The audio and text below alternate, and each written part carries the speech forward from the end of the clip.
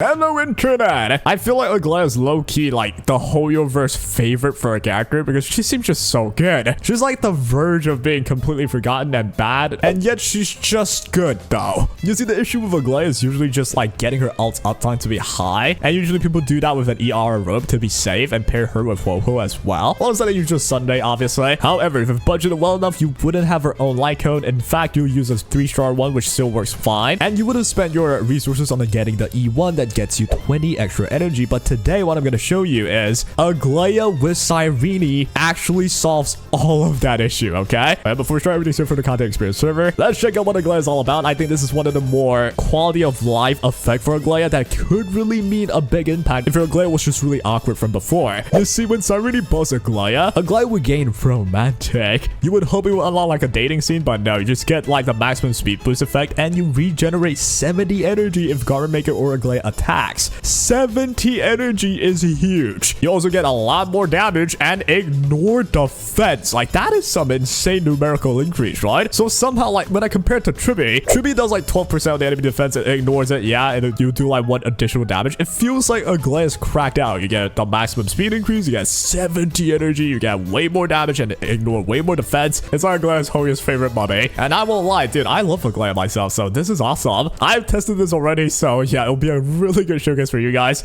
We'll be fighting Sam, and I'm almost certain Samuel is not the best option to fight using Aglaea, but we'll just fight him for the sake of showcasing anyway. I think it should still clear in a very good time though. And the main point is I want to show you how Cyrene solves Aglaea's issue a lot. Now, I will say you do still need the Sunday in the setup, but that is assuming if your Aglaea's E0. If you don't want to run the Sunday, you can generally just have Cyrene plus whoever other Chrysos there. If you have E1 on Aglaea, you can actually generate enough energy to keep her ult going, even without the Sunday. But you do need a Cyrene. You need to keep her ult up though. But I'll show you what happens, right? So we're gonna come in. This is an E0S1 Aglaea, right? And check this out. It actually helps on Cyrene so much. You see the issue with Cyrene. First of all, we're running 2 other Chrysos Air, and the final character being Sunday, not a Memo Spy character, not a Remembrance Path character, not a Chrysos Air either. So we start with only 3 ult charge on Cyrene. It seems like that's horrible, but because Aglaea with Garment Maker attacks so much, it's like Cyrene's in a Red Bull advertisement. Like, she'll just be cracked out the gills, man. We'll go for Hyacinth, Lil Ika as well, being a Memo Spy, allowing to turn a lot of the attacks into up charges for Cyrene. So we already got 9. Look at that. Here we got Sunday do the normal shenanigan of buffing Aglaea as much as you can. And as we get more stacks of speed on Aglaea and as more Garment Maker attacks, all of the attacks from specifically Garment Maker will turn the future stack on it into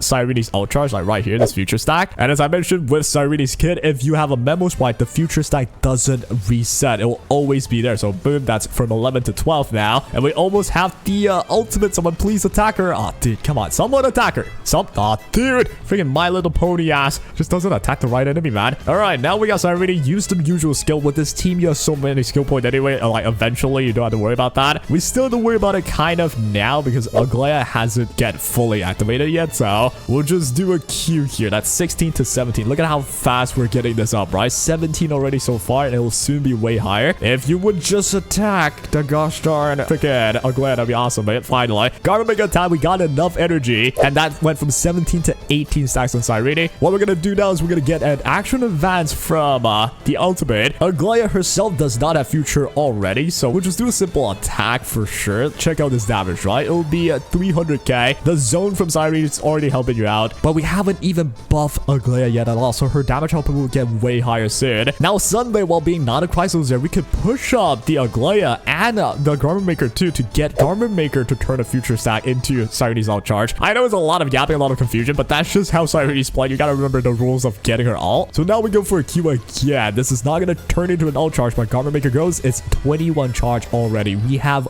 way more than enough to have enough ultimate for the first cycle, especially if you run Cyrene at 200 speed, right? So since I am 200 speed, we do get the turn here. This will be the final E that I have to use. And with that, we've unlocked my ultimate. Now we do have the highest, and I'm gonna use an E as well. Ideally, we get enough for the ultimate. Not exactly. We almost got it though. Now we'll wait for the... Oh, we did get it. Nice. We'll get the ultimate. The reason is we will get our ultimate instantly right back with Cyrene anyway. Here comes the Garment Maker. We'll farm the final bit of attack, and now we get the ultimate in. Make sure everyone is buffed up, okay? Now with this team, we have 2 Chrysos Air, one of them being Sunday. Sunday does not need to buff from Cyrene, right? It's not a Chrysos Air. You only get damage increase for Sunday if you do target him. So what you should do instead is this. Go for the E on Aglaea. This is a full misplay, by the way. I should not have queued the second E at all. You can either save your second ult for when Aglaea attacks, so you can put the romantic stack back on and then regenerate more energy, or you can give it to Hyacinth. But you actually give energy to Hyacinth, but Hyacinth already has max energy. It was kind of a misplay. It was fun about it. Now we get the ult in. Aglaea has the ultimate. Let's go ahead and use that. Once Aglaea used the ultimate, we're gonna go back to 0. And with 0, that's the maximum amount of energy regen you're gonna get from Sunday when someone's below like a certain percentage. So let's go ahead and get the maximum charge in. And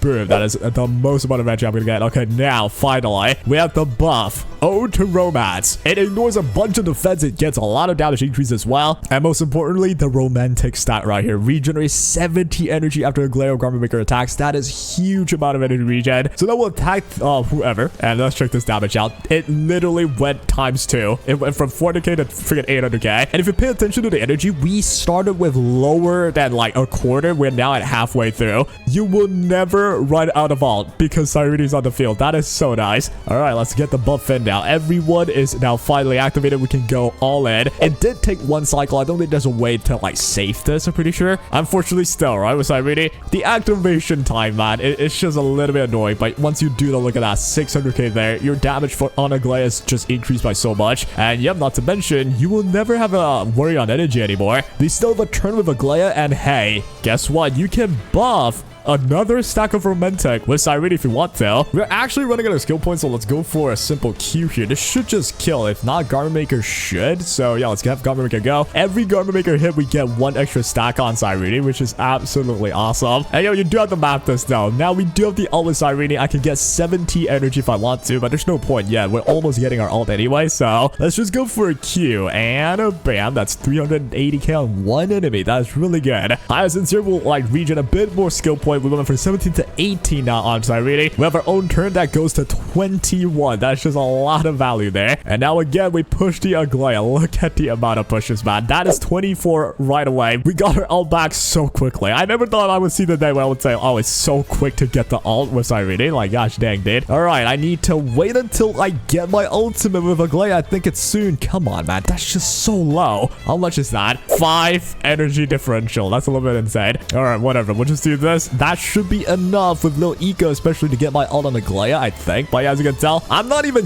using Cyrene at all right now. I should be. Yeah, I'm forced to do it. I would prefer not to, but I have literally too much ultimate. The issue I have now is too much energy. This is actually bad. I'll actually give it to you first then. I'll give the buff to Hyacinth, which does regenerate energy. Let's go for a Q here. We go to 18 now. Aglaea gets her own turn. We're going to use our enhanced Q into another ultimate, and finally, we can use another Cyrene ultimate. We're going to buff Aglaea this time. This is going to be the romantic, and then we're going to get that 70 energy as I attack you, right? So, bang, the huge amount of energy, like, being provided for me. We'll buff you again as well with the energy regen skill, and that, ladies and gentlemen, is how you do it. We'll use a Q now, and bam, 500k done. We are slowly getting Sam to be low. I will say, though, this is a really bad game for Aglaea. This boss is just not exactly the best for Aglaea, right? But all good, we'll just move on. Go for an E right here. We have Cyrene's ult if I want to use it. We'll do it, and this time we'll just give it to Aglaea again. We could just keep buffing Aglaea. Like, Aglaea just gotten the